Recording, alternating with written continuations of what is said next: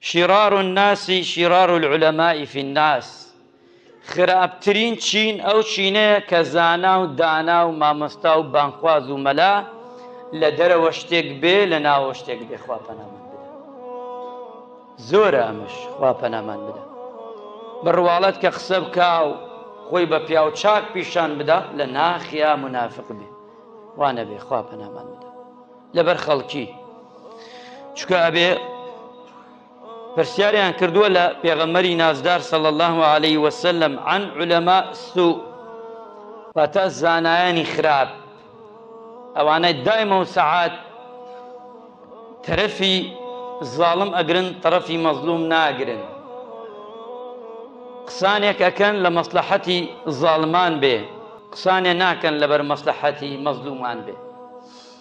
یان هەر قسەیەک بێ لە جێگای لە ڕێگای خۆیدا ئەکرێ، بەڵام ئەو سێرەکەی خوانەکە بێدەنگ بێ، ئیخوانەکە قسە بکە و بەڵکو بێدەنگ دەبێ. ئەفەرمێت ئەلا ئین الشرار العلماء وإن الخير خيار العلماء.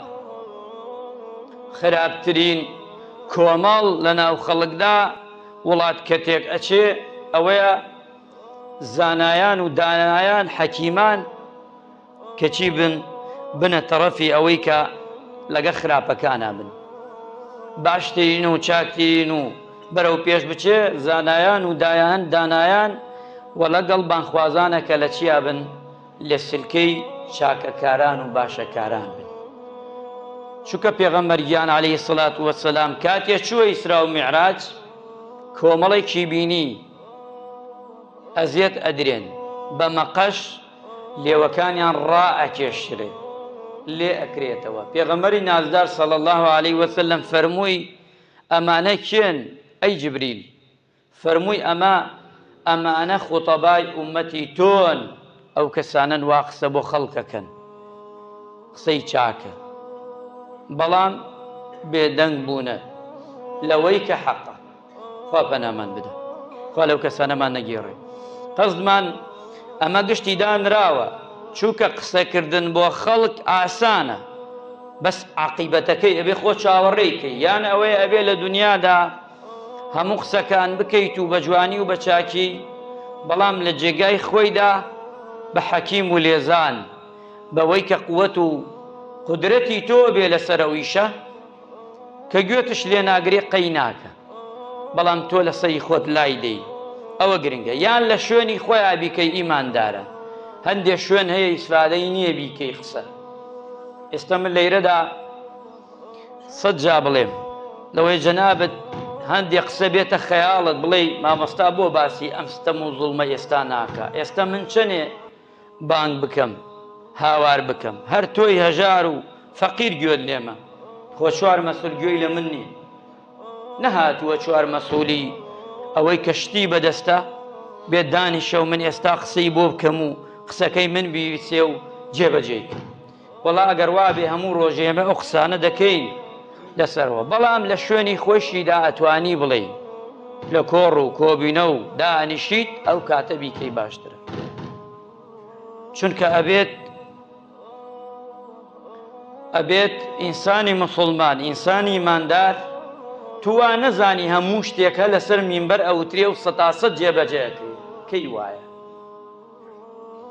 ئەوترێت زۆر لەوەیە ئەو نەڵێت ئەم نەڵێ بەس کەسێکی ترەڵێ، بەڵام کاتێ دانیشی لەگەڵ ئەو بەربرسانە ئەتوانی لەوێش بڵێ ئەوە چاکترین ڕێگایە، پێی بڵێ لە خوا بترسە، ستەم مەکە لەگەلەکەت، عاقیبەتت خراپە بێ،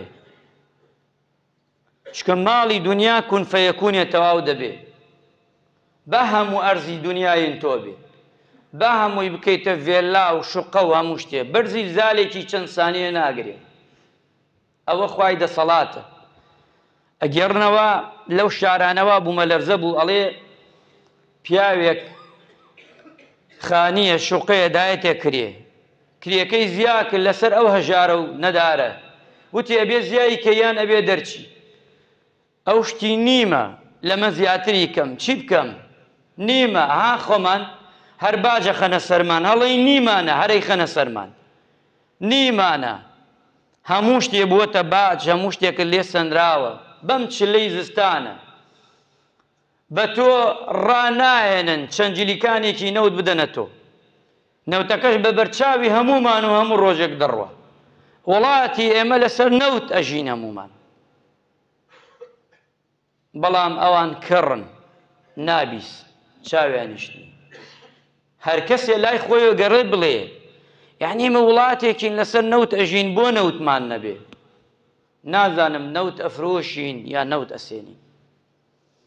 ئەبێ ئیمانداران ئینسان کەمە وجدانی هەبێ، بجوولێ.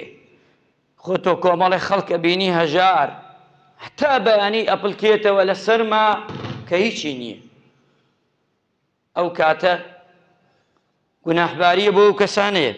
ئەم پیاوە وتی نیمە، وتی دەینیتە دەرچوە کاک جێی بێلە، ئەڵێ هەرەو شەوە بوو بەیانی کە بوومە لەرزەکە دای لێ ئەڵێ کاتێ چاوم کردو ئەم پیاوە، ئەڵێت ئێستا هاین لە خێمەیەکە ئەو کەسەی وا چەنێ ڤێلا و شوقەی بوو لەگەڵ منی داما و کە هیچم نییە هاینە پاڵێکە خەڵک وەکێ خێرمان پێک. ئەوە قەدەری خوایە. چونکە خوای گەورە تۆ هەر زوڵم بکەی بڕۆی، خوای گەورە ڕاتەگری ئەگە خەڵکش هەموو هیچی لە دەست نەبێ، خوار ڕۆژە ڕۆژان محاسبەتەکا و یەخەتەگری. ئەمجا فەرمێ قال العلماء، وتیانە ئەنەسی کوڕی مالک ڕەزا و ڕەحمەتی خوای لێبێ فەرموویەتی کاتێ عالم و زانایان دەچنە لای دەسەڵاتداران، ئەگەر چوون قسەی خێر و باشیان کرد ئەوە باشە، بەس ئەگەر تەئیدیان کرد ئەوە خیانەتیان کردووە لە ئەمانەتی پێغەمبەری خوا عەلەیهی سڵات وسەلام. چەندێک خەتەرە ئیمانداران. ئەمجا فەرمێ ئیمامی حوذەیفە ڕەزا و ڕەحمەتی خوای لێبێ ئیاکم والمەواقف الفتن، خۆتان بپارێزن لە ڕۆژگارێک لە کات و ساتێک کە فیتنەیە. ئەمجا فەرمووی قیل وما هي قال الأبواب الأمراء، وتیان ئەی ئیمامی حوذەیفە ئەو شوێنانە کوێن، دەرگاکان کوێ؟ فەرمووی وریابن، وتی فیتنەی ئومەراءە، دەسەڵاتداران وریابن نەخزگێن نەخەڵەتێن لەگەڵ خۆتانە نەتان بن، وریابن لەوە. چونکە خراپترین کەس ئەو کەسەیە درۆی ئەوان بەڕاست بزانێت و لە ڕوو جەنابتان بێ ئەدەبینەوێ، ڕاستی ئەوانش بە درۆ تەویل کا بۆیان، خۆمان ئەڵێن بیشەرعێنێ. ئەگەر وا بوو ئەو کەسە خراپترین کەسە و ئەفەرمێ هیچی پێ نامێنێ، هیچی پێ نییە. دوایەوە